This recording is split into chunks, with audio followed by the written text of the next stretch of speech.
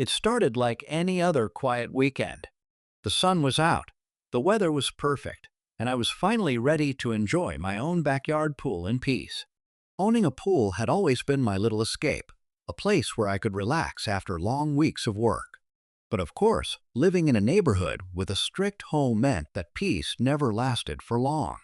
Especially with one particular neighbor, the woman everyone secretly called Karen. She always found a way to stir up drama, whether it was about lawn decorations, parking spots, or even what time people watered their plants. But this time, she set her sights on my pool.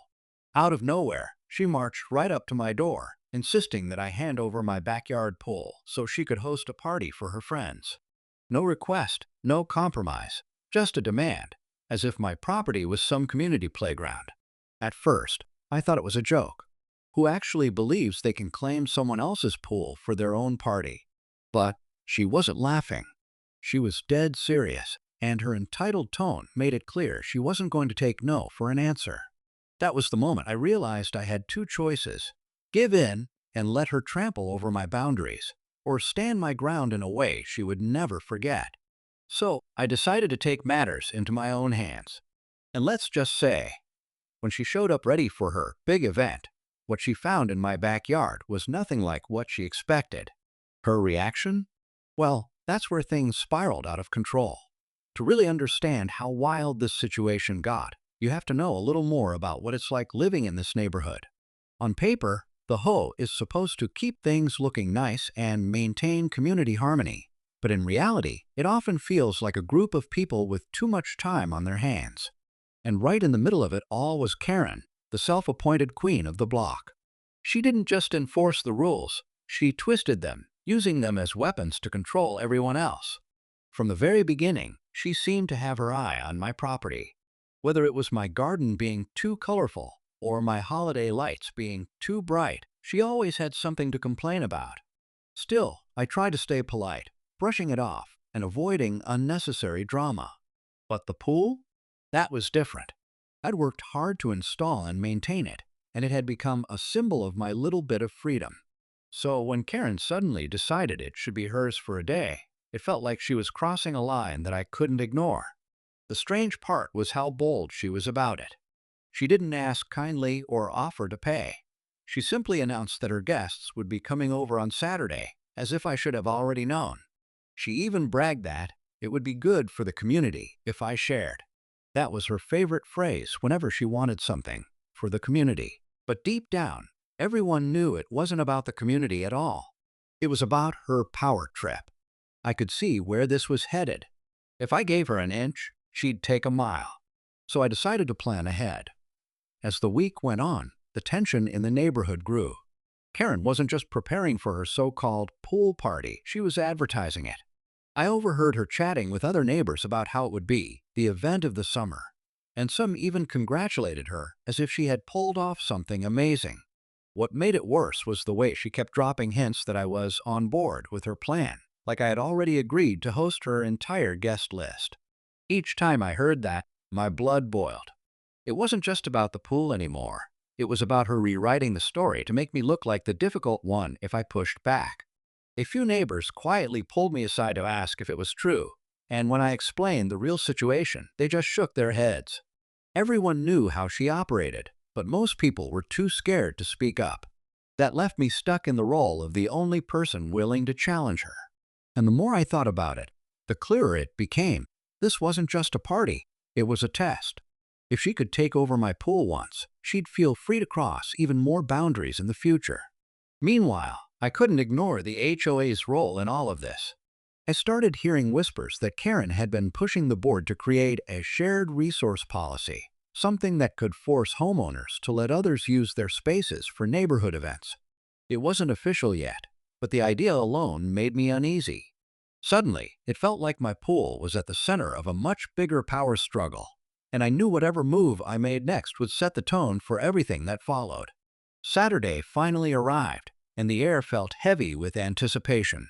I woke up early and peeked outside to see if Karen had really gone through with her plans.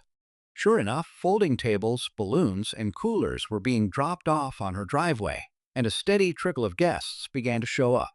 Some looked confused, glancing toward my yard as if they were expecting the party to spill over any minute. Others looked excited, clearly believing they were about to spend the afternoon lounging by my pool. The strangest part was how calm Karen seemed. She walked around like an event coordinator, giving directions, waving people over, and boasting about how generous the neighborhood was. Every time her eyes landed on my fence, she smirked like she was daring me to stop her. The nerve of it all only made the tension worse. By noon, the sidewalks were crowded, kids were running around in swimsuits, and I could hear people asking when the pool would open up. I stayed quiet, watching from inside, but my heart was pounding. The whole board members even showed up, acting as though this was some kind of sanctioned gathering. One of them casually mentioned to a neighbor that it was great to see resources being shared. That word again, resources. Not private property, not personal space. Just resources, as if my hard work was a free amenity waiting to be used. The noise grew louder, and soon Karen herself marched right up to my gate with a group behind her. She knocked sharply and announced it was time. My backyard was moments away from being stormed, and I knew whatever happened next would change everything. I opened the door just enough to step outside, and the crowd behind Karen immediately leaned forward, expecting me to wave them in. Instead, I stood my ground, and the silence that followed was thick with confusion. Karen, unfazed, clapped her hands together and loudly declared to everyone, "See? He's ready for us." It was such a bold lie that a few people even started cheering. But when I didn't move, the cheers quickly faded. That's when I revealed my twist. I gestured toward the pool, and all eyes shifted past me into the backyard.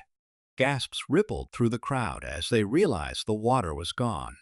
The pool wasn't sparkling and inviting like Karen had promised. It was bone dry, the bottom exposed, with nothing but a drained shell reflecting the afternoon sun. Karen's face went red, and for the first time, her confidence cracked. She stammered, trying to spin it, claiming I had sabotaged the neighborhood by ruining her event. But the real twist came when she pulled out her phone and started dialing. Within seconds, she was announcing to everyone that she was calling 911, loudly insisting that I had denied access to community property and created a safety hazard.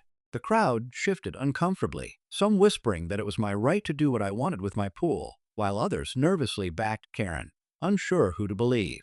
The whole board members looked caught in the middle, whispering among themselves as the situation spiraled. Sirens were the last thing anyone expected to hear at a neighborhood party, but as Karen pressed her phone to her ear, the stakes suddenly felt higher than ever. It didn't take long before the flashing lights appeared at the end of the street. The sound of sirens cut through the chatter, and suddenly the party mood collapsed into nervous silence. Neighbors shifted uneasily, and Karen stood taller, convinced she had finally cornered me. She greeted the officers with exaggerated gestures, pointing at my drained pool like it was evidence of a crime. Loudly, she declared that I had refused access to community property and ruined an important neighborhood event. The officers listened patiently, but when they turned to me, I calmly explained the truth. I showed them the property line documents, the receipts for pool maintenance, and even text messages Karen had sent earlier in the week, where she never once asked, but instead demanded.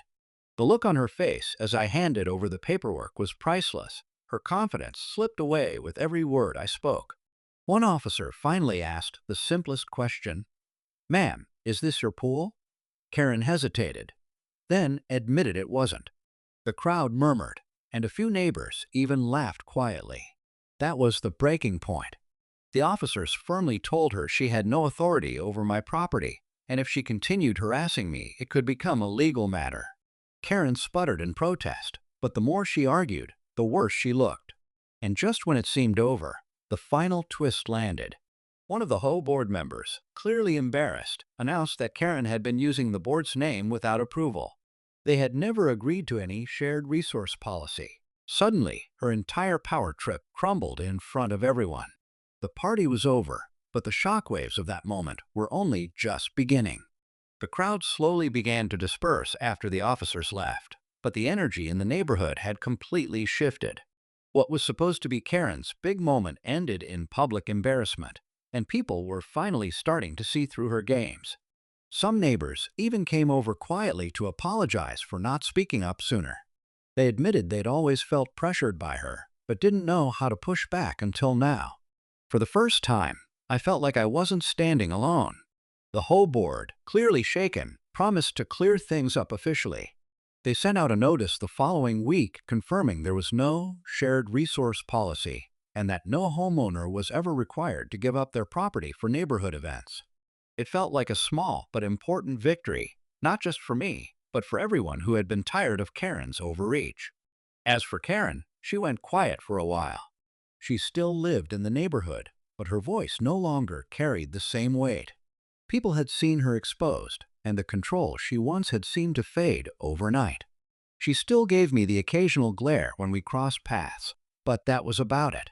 Draining the pool might have seemed extreme to some, but in the end it made a point that couldn't be ignored. Boundaries matter, and sometimes the only way to stand up to entitlement is with a firm reminder that no one gets to rewrite the rules of your own home. Looking back, it wasn't just about a pool, it was about respect, and making sure everyone remembered where the line was drawn.